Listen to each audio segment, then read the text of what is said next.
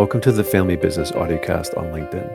I am R. Adam Smith, creator of this audiocast series. As an entrepreneur, investor, founder, investment banker, and board leader the last 25 years, I'm fortunate for my many experiences within the family firm industry. A warm thank you to our live audience on LinkedIn today and for those listening in the future. A brief comment on why I created this broadcast. Private companies are a passion of mine, having grown up in a family of entrepreneurs and having engaged for 2 decades in deals, strategic transformations, investments, and boards with an array of fascinating family enterprises, family firms, and family offices. I founded this series to offer a useful platform for listeners to hear from veterans, academics, and leaders in the vast family firm ecosystem. Whether you're a family business owner, building, running, or advising a family office, or just expanding your family office activities, I hope these conversations are useful and enlightening. And now it's time to turn our attention to our accomplished guests on today's episode. It's great to be here today with my friend Alfredo De Massis. Alfredo, thanks for joining us today. It's a pleasure. Thank you very much for inviting me, Adam. Of course. Where are you today? Today I'm in Italy at the end of a very busy teaching day. Wonderful. Of course. You keep very busy. So we'll have about 25 minutes today, and we'll talk, of course, a bit about yourself and your background, and then some areas that you and I discussed about the family business and family office space. I'm looking forward to it, and it's great to have you as our last session for the year. Tell us a bit about what you're teaching today in your academic institutions. I was teaching something related to family business management. Basically, in my education, I cover actually, all the different issues and challenges that characterize the life of a family in business. So everything that goes, from how to handle generational transitions to how to unlock the innovation potential of these firms, how to professionalize them, of course, also how to help them in making wealth management decisions, such as, the establishment of a family office, for instance, and so forth. Right. Well, it's a very, very large, vast space and growing, of course. As you know, I cover family offices in the deal business, but I've been had a good amount of families as clients and investors and friends. So it's a wonderful space, and it's great to see the expansive experience you have. I'm going to talk a bit about you and brag about you a bit here briefly, covering your bio, and then we'll dig into the questions. Okay. So Alfredo is one of the global leading family business academics in the world, included in the Family Capital list of top 100 family business influencers. He has over 10 years of experience and in the family business arena, and launched 3 international centers for family business research. He's also an editor of the influential journal Entrepreneurship Theory and Practice, and in the Financial Times ranking in the top 50. Alfredo is focused on entrepreneurial families, generational transitions, family business innovation, and also family offices, the formation, as we know, and also family governance. Alongside this expertise, he's also been involved in research and has been cited for over 20,000 articles and helping to advance the understanding of how family business leaders can balance economic and also non-economic goals in decision making. It's really great to have you here today. We know you're very busy and look forward to our conversation. Let's get started. Thank you. For sure. Topic number 1 is, having been involved in tens of councils and advisory boards with family-related businesses, how has this engagement shaped your perspective on the business? And talk about some unique challenges and opportunities you observe in the family business arena. Thank you. Yes, I think that this experience, serving on these international advisory boards and council has been very, very important for me because, it has shaped a lot my research, first of all, but also, what I teach and my advisory activities. Indeed, I consider myself an engaged scholar, and I strongly believe in the importance of combining academic rigor with impact on practice, with relevance. Rigor without relevance is nothing, and relevance without rigor is nothing. And if I have to reflect, what I see, in different countries like Switzerland, Italy, UK, Asia, I would say that, right now, if I have to summarize the main unique challenge that are characterizing, entrepreneurial families in different countries, probably, I would group them into four main categories. The first one is related to the category of what I call patrimony administration or estate and wealth management, basically. So what I want to say here is that we are living in a specific chrono context, in a specific era time, where, for a long time, the family business field has been dominated by management and governance perspectives, because we as scholars, but also consultants, we have always been interested in trying to build up a new knowledge, create a new knowledge that could help this type of organization, to be better managed and or better governed, assuming that, family capital is a form of patient capital. And so I think that most of the experts and academics in the field have somehow overlooked instead asset and liquidity issues. Instead, right now, many families I'm working with are facing, very difficult and uncertain times, in this era of polycrisis, as the European Commission calls it. So economic downturns, cash challenge, new types of risks have increased a lot the salience of asset and liquidity issues for families in business. And so a very important concern that many families are facing is, how can we as a family to make sure that at this difficult time, we are not really, destroying our wealth, our financial wealth first, but also, our intangible wealth, the wealth related to the many other possible type of assets like family values, beliefs, family cultures that entrepreneurial family need to be competitive. So this is one thing. Right. And another challenge is the challenge of succession, because again, succession has been mostly considered as a long process that needs to be methodically planned and executed, and most family business leaders have been thinking about succession only in relation to the succession of the family into a management role. So they've mainly been looking at the business engagement of family members. Now, what happens is that the more I work with different families across different countries, the more I observe that instead different families are understanding that actually, the role of the family in the business, it's much more variegated than just the role of being engaged in the business. And so, for instance, family members can be involved in the ownership, just being owner, but inheriting share doesn't make per se, a good owner. You can, to become a responsible owner, you have to be taught, you have to learn how to do that role. The family can be involved in governance, serving on a board. Again, you can do in a more professional or less professional way. And there is knowledge that can be useful to sharpen your capabilities in serving on a board. Another thing is the involvement, in as an entrepreneur, for instance, which is way different from being involved as a manager. And then you have the involvement in the different possible family roles. So, for instance, those family members who serve on the family council or who act as social entrepreneurs that try to, help the family to advance some specific social or philanthropic topics on their agenda. All these are examples of a much more variegated world. And so I think an important challenge is to let families in business understand that succession, when you reason around succession, you really need to have a broader view than just looking at the engagement in the business. Another important challenge is the challenge of goals and social-emotional wealth. There is a huge literature study published by myself and other colleagues shows that when you have a family in business, an entrepreneurial family, typically this family have a behavior that is driven by family-centered and non-economic goals. And this literature shows that when a family pursues this type of goals, accumulate a social-emotional wealth, a wealth that is non-financial wealth, And that has to do with the pursuance of these goals.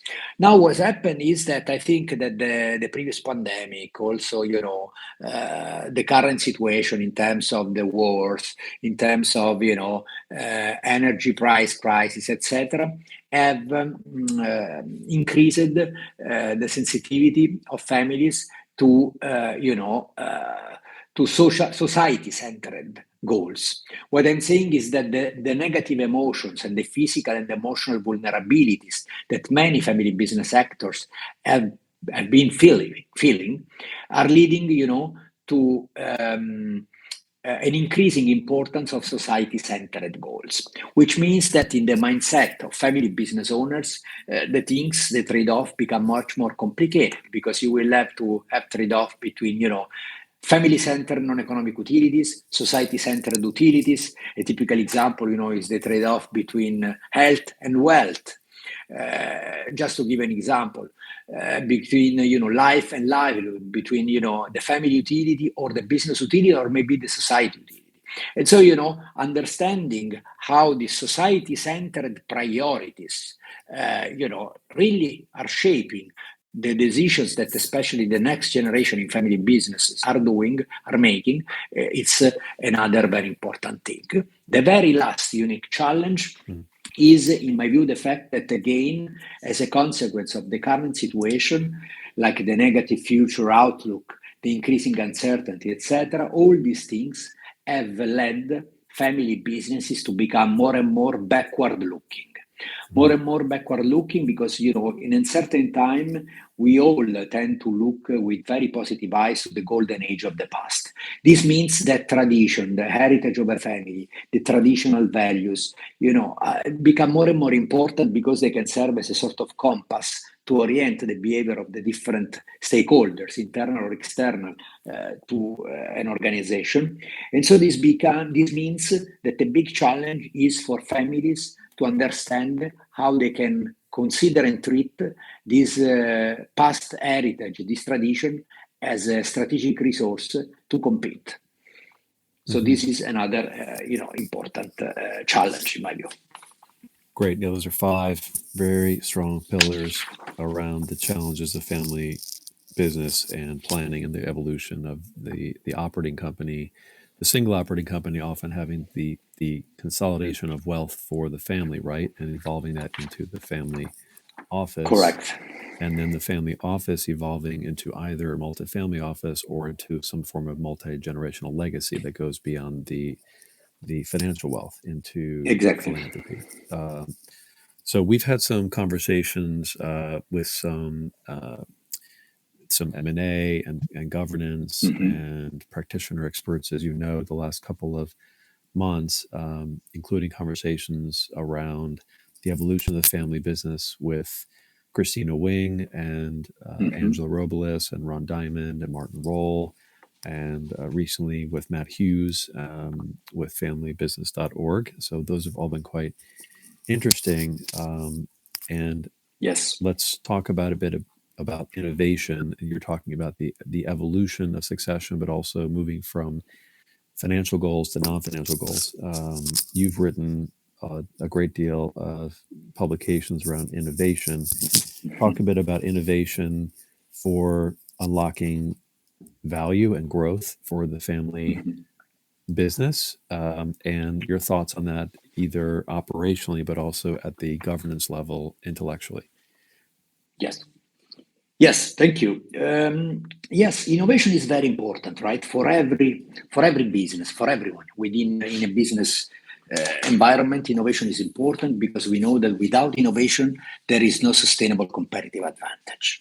Now, if we look at entrepreneurial families, what my studies, my research, my activities, also my advisory work shows is that, very often family businesses have been stigmatized for being a type of business that that don't innovate, or that have very big issues at innovating. But what the reality in the end of facts shows is that this is not true. What is definitely true is that they innovate, they make innovation decision in a very different and unique way. And in particular, they struggle with innovation very often due to what in some of my published studies I call the family business innovation paradox. What does it mean? It means that for a number of theoretical reasons, family firms are characterized as compared to their non-family counterparts by a higher ability to innovate. So if you look at the ability of family owners, their discretion to direct, to allocate, to dispose of firms' resources, they have typically a higher ability. Why? Because family members typically speak the same language, because they have the power to act, etc., etc., etc. Yet, at the same time, they have typically a lower willingness to innovate. Willingness refers to things like, the disposition of these family owners to engage in idiosyncratic behaviors. So it's something related to their goals, the intentions, the motivation. And so what we have to realize is that they have a higher ability to innovate, yet a lower willingness to do so, which means that they too often get stuck. The implication of this is that if we, as experts, scholars, family business thinkers, consultants, want to help family firms to unlock their innovation performance, their innovation potential, we have to work especially on the willingness side. This is the first thing. And in some of my studies, I illustrate some possible ways to do so. One of the possible strategy is what in a study published in California Management Review, I call family-driven innovation, which is a way of basically, creating or making a set of strategic decisions that allow a family firm to resolve this paradox by creating a consistency between the type of governance that you have at place in a family firm and the type of innovation decisions that you are attempting to make. Because both, the governance of family firms and the innovation decisions they make are very heterogeneous if you consider different types of family firms. So in the end, if you really want to help a family business to unlock its own innovation performance, you have to really pay attention and work very carefully at this fit between the governance and the innovative decision that they make. And of course, I've published the different studies, examining different innovative behavior, and all these studies, all this body of knowledge is quite consistent in very strongly showing that family-centered non-economic goals, again, play a key role in shaping, the way family firms innovate. Harder, though, within an insular context without external shareholders or without formal governance or without the impetus to create the innovation. So in your coaching and advice on creating innovation, which then can create shareholder value or can create stronger a pillar for legacy, or what are the most important ways to share that innovation? Perhaps one way would yes, the operating company and create scale through acquisitions, but also it could be bringing in expertise at the governance level in terms of continuing education. Of course, education, since at the end of the day, innovation is about either creating or acquiring new knowledge and applying this knowledge to some sort of commercial ends. At the end of the day, the disposition of family members, especially the younger generation ones, to develop this new knowledge, it's very, very important. So increasing the culture is very, very important. At the same time, we have also to consider that innovation very often in a family firm is stuck because between the senior generation and the next generation there are tensions due to the fact that very often you have that the senior generation is a generation of those who want to somehow preserve what they have created so far, whereas the next generation is the generation of those that even for demographic reasons are very much used and familiar, with innovating, bringing change, etc., right? They typically speak multiple languages, are frequent traveler, are used to master digital technologies. If you think, for example, about the millennials, etc. And so there are some tensions and there are gaps, also motivational gaps, knowledge gaps, but also cultural gaps, but also motivational ones, because even from a motivational viewpoint, one thing is starting up a family business, is founding it, and a different thing is inheriting it. So, we have to acknowledge the presence of these tensions, and these tensions, if we don't want to jeopardize innovation dynamics within a family enterprise, this tension must somehow be managed and handled. This is one way.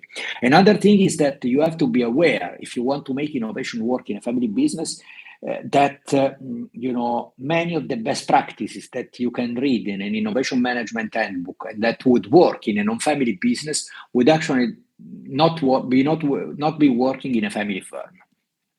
This is also something that my studies really strongly demonstrate. So, for instance, a very basic message that many innovation management handbook give to the readers is that if you want to make the way for the new, you have to forget about the old, about the past. This is not always the best possible thing to do in a family firm.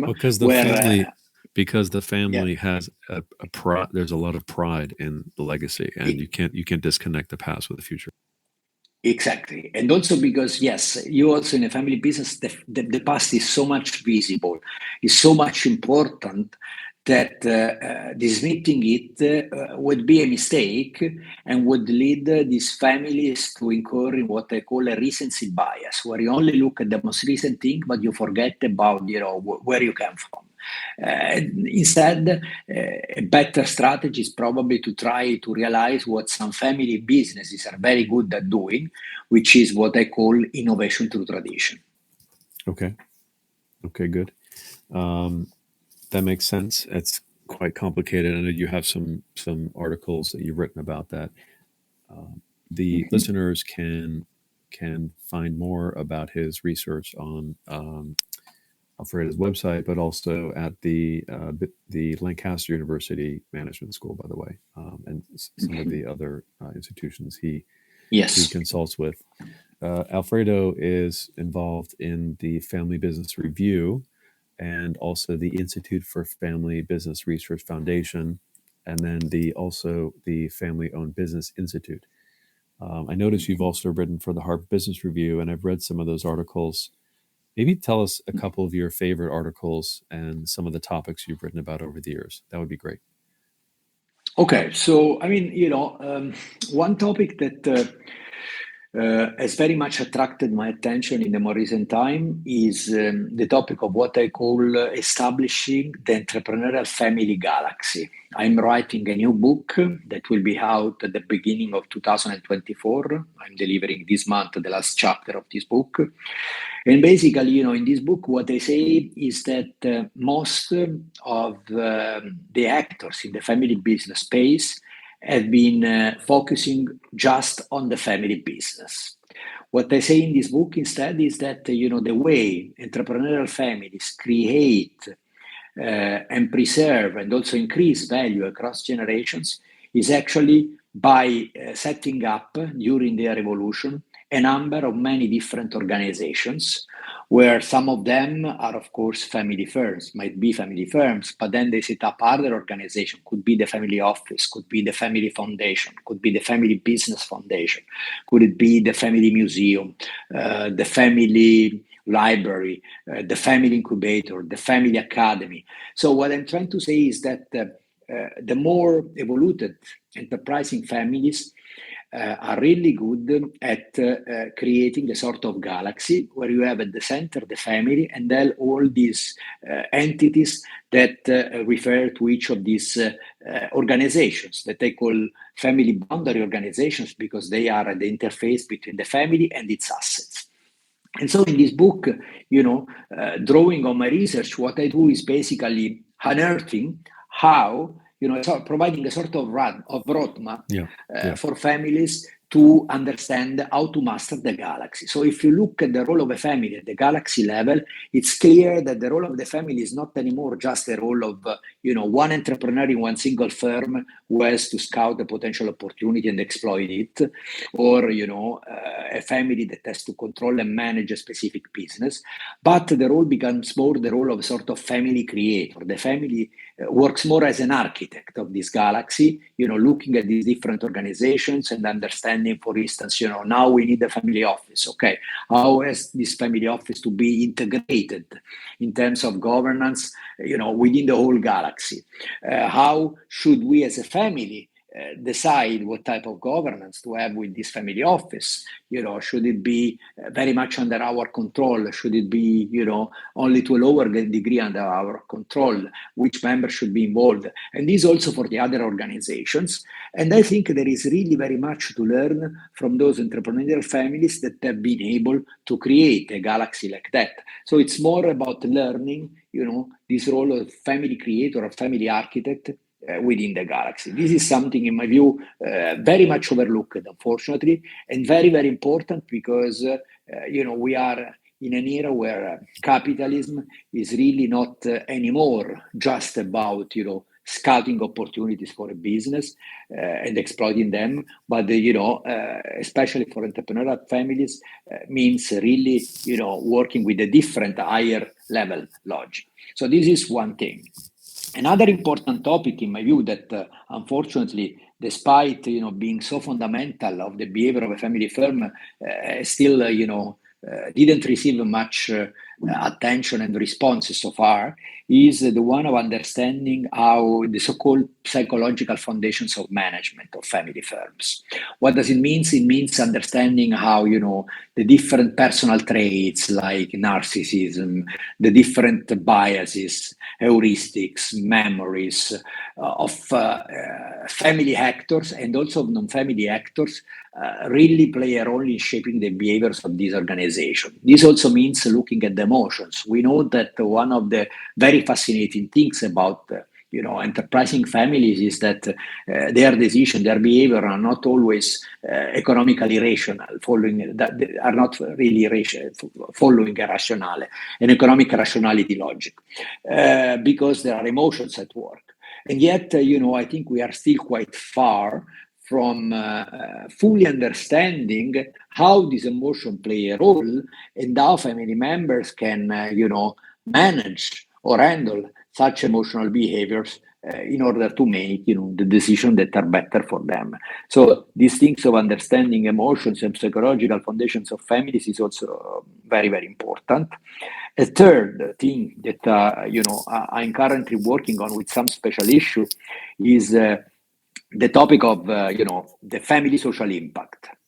So, how families can have a social impact, which is, much more than just, donating money for some charities, etc. But it's really, about how I can define a family social impact strategy.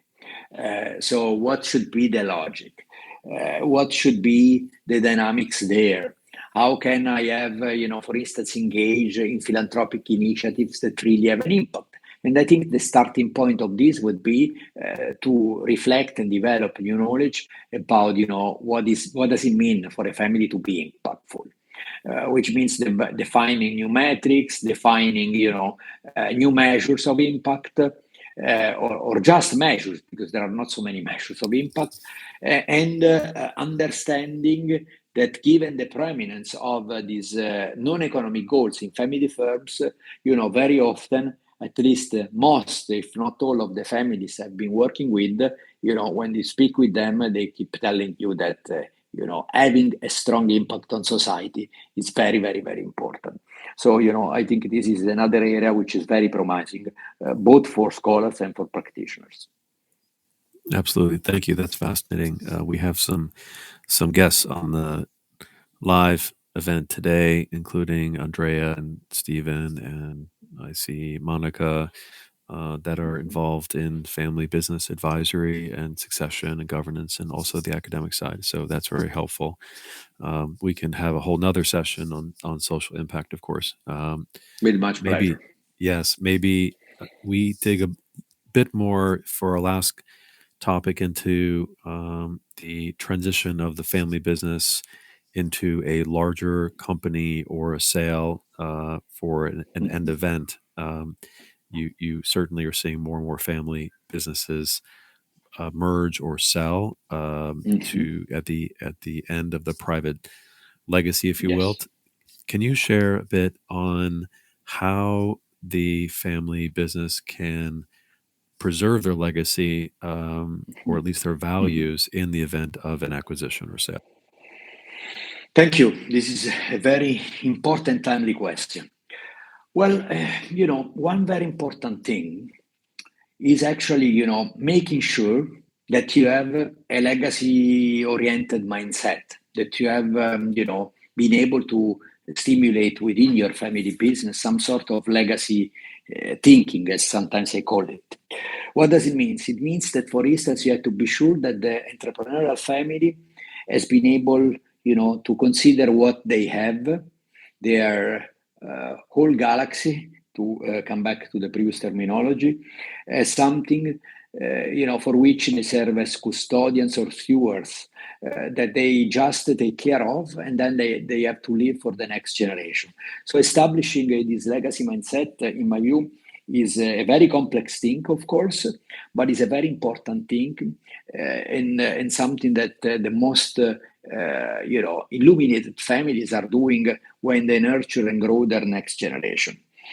One other important thing is, when a family does some sort of, business restructuring, could it be an exit like a liquidity event? And we know that at this particular time, there are so many liquidity events that are happening these days, but also, an M&A, or whatever, an exit, whatever. One very important thing to consider is that very often the involvement of the family in the business has to change, right? Of course, the complete exit is the most extreme case.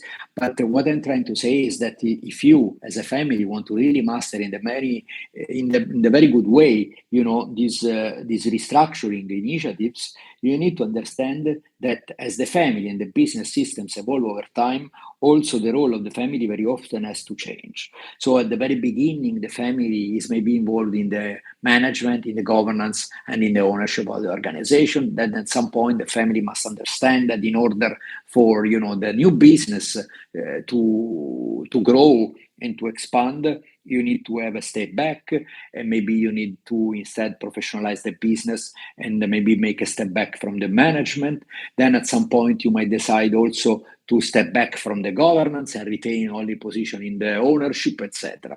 Yesterday, I was having two brothers from a quite well-known entrepreneurial family in Italy who have recently sold their family business. And they were, I invited them for lunch, and they were exactly telling me the many challenges that they were having in kind of understanding, how to make a step back in order to make, 3 steps forward in the development of the business and therefore in the creation of prosperity. And making a step back for a family, it's very difficult because we know that within enterprising families, there is something that is called family altruism that makes these families, and also that makes these families very much, emotionally attached to what they do. Some scholars even talk about a syndrome to epitomize this socio-emotional attachment. So I think it's very difficult, but understanding this evolution of family involvement and the need to make it concrete, it's something very, very important for the long-term prosperity of any business. Another important point is whatever the business restructuring initiative that you are considering, in any case, you know that there is socio-emotional well within a family business. And we know that any family business will try to avoid any decision that will threaten the social-emotional wealth of the family. So sometimes you might have a very, financially appealing acquisition, but then the family decides not to do if that, threatens the family's social-emotional wealth. Or vice versa, any kind of other opportunities. I was working with another family business in the coffee industry that was assessing the opportunity to make a very important decision, and the counterpart had asked the family to just relinquish 5% of their shares, and in the end, the family decided not to do so, in spite of the fact that this would have been very important from a financial viewpoint, because they said, "Come on, professor." For us, it's so difficult to just renounce to 5% of the shares because we feel that we would have some outsiders that might want to have a say. And so, again, social emotional wealth is a reality, and the tendency of family firms to protect the social emotional wealth is there. So we have to consider this also when family firms do M&A, when they do buyouts, when they do spin-off, or whatever. Another thing, finally, to conclude is, also the fact that sometimes you need, during this operation of restructuring, you need to buy out some family members. You need to do what is called, the family tree pruning, because this is needed in order to, streamline some situations. And again, this is very difficult, emotionally speaking, but sometimes it's needed, and you have to do so. Outside members, non-family members, can be often a very useful type of actor within the family business to embrace, to execute this sort of decisions, because they are less emotionally attached to the business as compared to their family members, and so having an open attitude towards outside members is also some other things that I strongly would encourage, actually. Thank you. We see some of that in your writings as well around governance and best practices to create a board of advisors, but also the mission and the charter to have outside input for the family to help with the succession planning, but also the exit is quite tricky. So I'm glad that we had a chance to talk about that today. Yeah. So we'll wrap up now. I'd like to thank all the attendees today at the Family Business Audiocast and our esteemed guest here, Alfredo De Massis, a family business leader specializing in entrepreneurial families, decision-making, governance, and many other areas. Your insights on these transitions and innovation, Alfredo, have been fascinating, and it's very helpful for people to understand these unique challenges and opportunities within the family office context. Thank you so much for joining today. Thank you. Thank you, Adam. And thanks also to all the attendees for your interest. Thanks. This is Adam Smith. Thank you for joining us. Stay tuned for our next episode of the Family Business Audiocast on LinkedIn.